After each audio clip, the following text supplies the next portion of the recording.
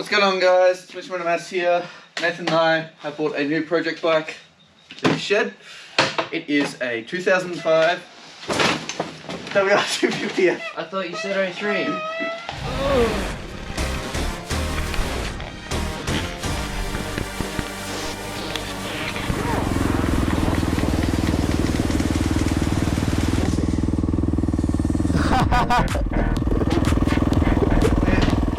As a pair, we'll be working on this baby.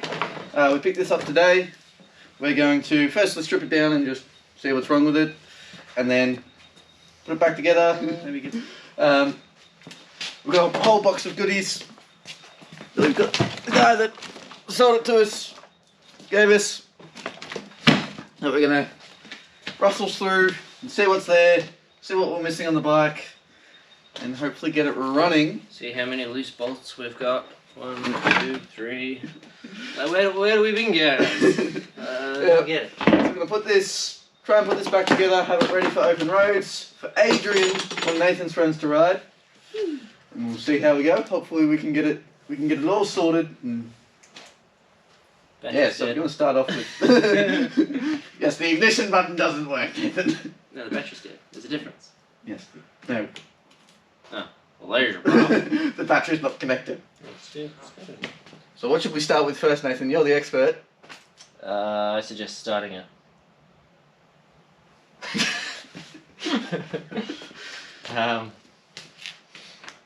Well, we could literally try starting it, see if we get any spark or anything like that, and go from there. But obviously, we can see that the radiator's not plumb, so if we do start it, we don't want to run it for long at all. We're going to have a look at some of the spare parts that we've got. So we've got a whole bunch of spare plastics. You know, always nice to have those. Spare exhaust. That's, yeah, 100% spare. Yes, the exhaust is there. More plastics. Headlight and case. Well, the light's not there, but headlight's not there. Another spare headlight. Some more plastics. Yep. Good. Oh, no, we're not going to get that out. Spare radiator guard. I've noticed on this bike as well, we do have Very, very filthy air filter. radiator. What's different about this one compared to a stock one? I have no idea. Where's the stock one?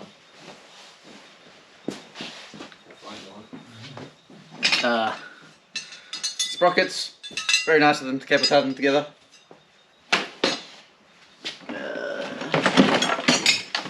Don't think we're going to bother putting this chain back on. Yeah, it might still be good. Yeah, we'll see. Good for a tester anyway. This radiator's aftermarket anyway. Okay. So that's what I was getting to. And oversized. Bike busters. They're always nice. No batch plate though. More bike busters. I don't see a bash plate, but I do see skid plates. Quality.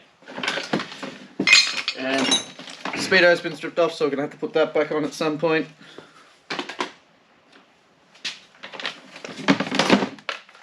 Coolant reservoir. Very weird. Anyway. It goes under the rear tail on the WRs. Your bike's actually got the same. Yeah. It's an overflow bottle. Yeah. Yeah, that's what I mean. Overflow bottle.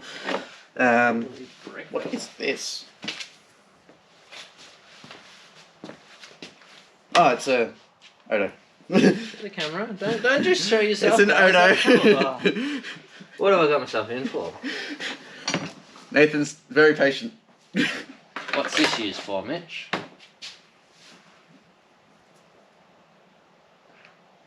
That's just Socket extension for free.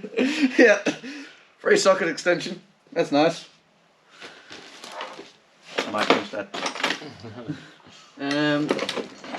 Emissions, gear lever.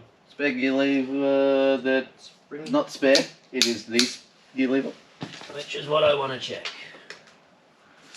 No, that's That's a rear suffering. that's not part of this bike. that's for a carry rack. That's not for part of this bike. So let's.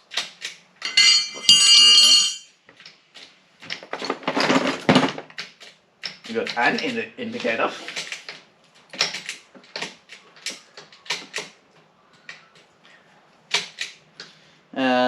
It looks like most of the rest. That's the sprocket guard. I think we have a working gearbox. That's the That's the sprocket guard. sprocket guard has been removed, so we're gonna have to. Big notion with the 05 or 03 to 06 range of WRs is they are known to destroy third gear when sitting on long straights for a bit of time. What I was testing just then is if there was any free play in specifically third gear or any other gear, which would indicate a blown up gearbox. Take the camera. Well, let Nathan show you the blown I will come gearbox. to you. So, highlighted in blue, that is a third gear. That is, as one might eloquently put it, cactus. Yeah. So, in his shed, he's also currently in the midst of rebuilding that WR450. But this WR250 that we bought is a group project because I need to learn because I don't know anything about fixing a bike. So, first things first, we'll probably want to see if this thing starts. So we've got a little bit of work cut out for us. We need to get the ignition system worked up. So at the moment, we ain't getting no spark.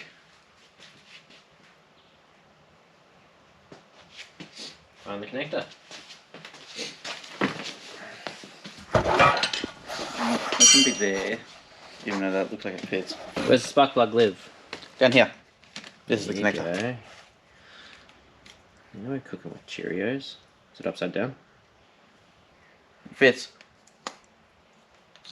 Doesn't fit. Oh yeah, you're right. Does that not actually have a snap clip? I'd say the snap clip looks like it's been broken off. Yeah, that's alright. We need to plug it into the. Before we do that, would we want to take the spark plug out and check for spark? Yes. How do we do that? She is no longer connected.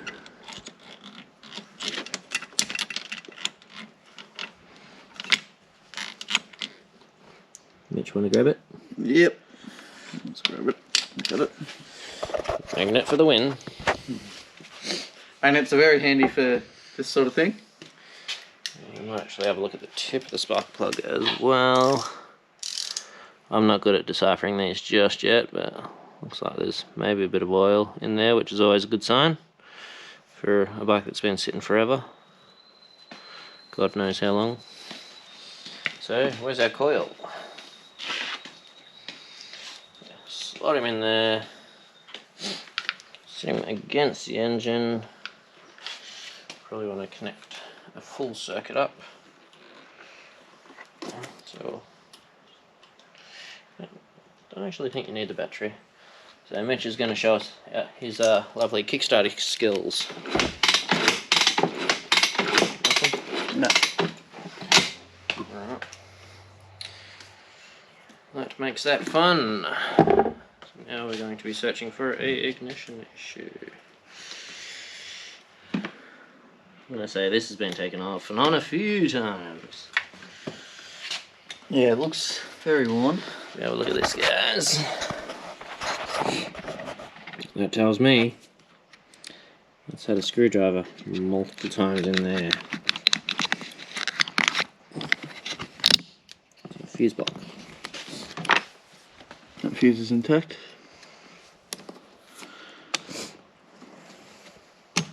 And as you can see, this fuse is intact as well. So the way to tell fuse is intact is that'll be split. And do you have a blown fuse? No. They go straight in the trash. We could just intentionally blow one. No. So, another issue that you might come across with these, if it's not starting like some people may or may not have noticed, so we look at our diagram.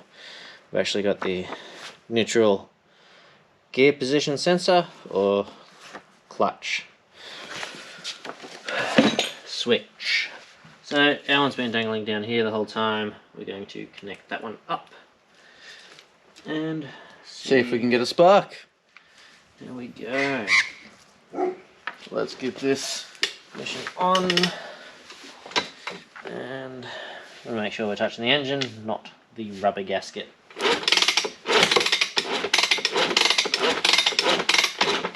You might not be able to see it too well, but we're starting to see. Bring you a bit closer. What do you mean starting? Definitely a bit of spark going on there. So, we're on the right track, guys. We have a spark. We got a spark. So we've got good electric system. Now that we've swapped the battery, we've got our neutral position sensor connected, spark plug connected, magneto connected. Wasn't anything issue-wise with the starter switch, as if we do that now, we've got a nice clean click, but if we hold it, it's going to probably die. Yeah. You get that lovely Yamaha dead battery click. So we won't play with that too much. Get her all buttoned up. Our next issue, we've got spark. Next issue, probably fuel. If we have the fuel, which could be a can of beans with a carby, we might have a running bike very shortly. So, what are we doing? Well, what are you doing? Oh, playing with the bike. Nathan's still just done a bit of playing with the bike. We've, as you saw before, we got the spark. Oh, that was ages ago. We've moved well on from that. Do you guys want to tell them where we're up to? I was busy getting us food. Ah, you're putting in here the What is it? it's a pressure gauge. So, put this in the spark plug. Taking the spark plug out, put this in there. So, we're actually going to test compression. See if we've got compression in the cylinder, because pretty sure we've got spark. We've got fuel. And I don't actually think we've got compression. So, it's a fun day. Well, one of these bad boys, you stick your ratchet on there and ratchet until inside this little valve housing cover. I'll get a torch shortly. You'll look in there and you'll be able to see a couple of markings, and that'll show you where top dead is so that we can line up all these correctly, all our little dots. So I'll go grab the tools again and be back. Oh. So when they're all lined up, we'll notice that our dots will be in a spot. So one of them's at the flat. Okay. The other one is here. No, that's just grease. That's just a spot. We do have another one just there, one there and one there, so we know our rear cam chain is in the right position. Not sure about our front cam, so I'm struggling to find the spot. Don't actually know if this that's not right. Should be able to move that quite freely, but there's literally like no play in that.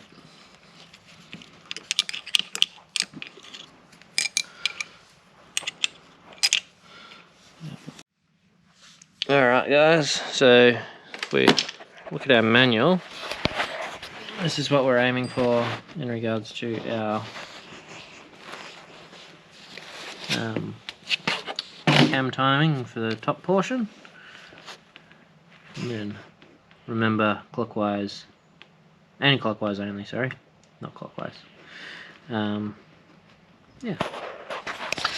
So guys, welcome back. A little bit of a four-handed job. So we've got a little notch there. So as you sit flush with the engine, you actually want it in line with the whole engine like that. You want that for your intake exhaust. That's where your E and your I stand for. And that's your top.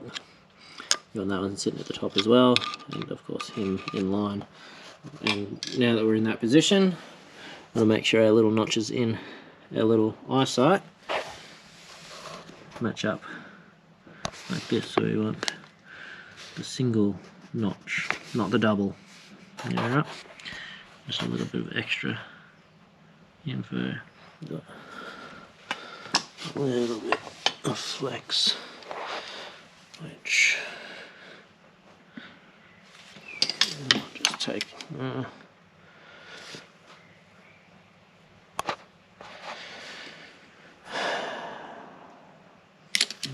Take out a tiny bit of that play.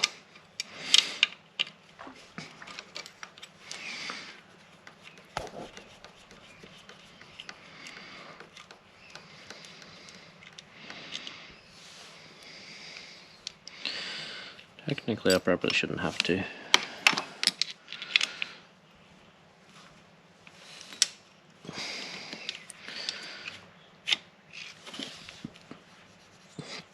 Yep, so that's without doing anything to the cam chain. So I'll do that because it'll self-tighten. If there's any tight spots or loose spots, it should automatically be set to the right tension.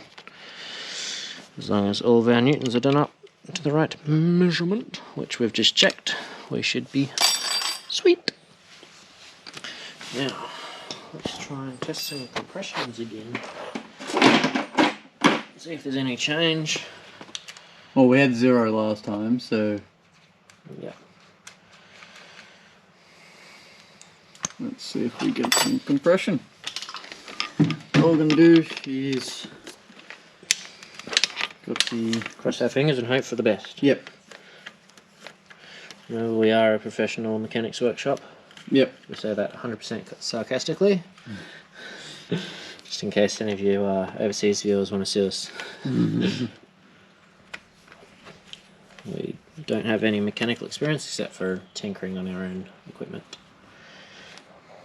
And occasionally Mitch's equipment. Don't tell him that I don't have any experience though, he doesn't know. Yeah. As far as I'm aware, Nathan's the best mechanic in Australia. Yeah. Yeah. 100%. So we're going to stop it there. So we got spark back, we got fuel back. Some frustration, we couldn't get any compression back, so we're going to have to pull off the heads next time and take a big, deep look into what's wrong and what's going on in our crankcase. Whether potentially the previous owner has put the wrong size piston in or hasn't set the rings properly. It's a guessing game at this point in time. So yeah. Yeah, because the previous owner hadn't really touched it. It was the owner before him that he says, the previous owner says, he said he did a top end rebuild. So apparently a piston, but who knows, being a basket case of a basket case. Yep. So make sure to like, comment and subscribe. And we'll see you in the next episode of this rebuild. Say hi to my dad for me.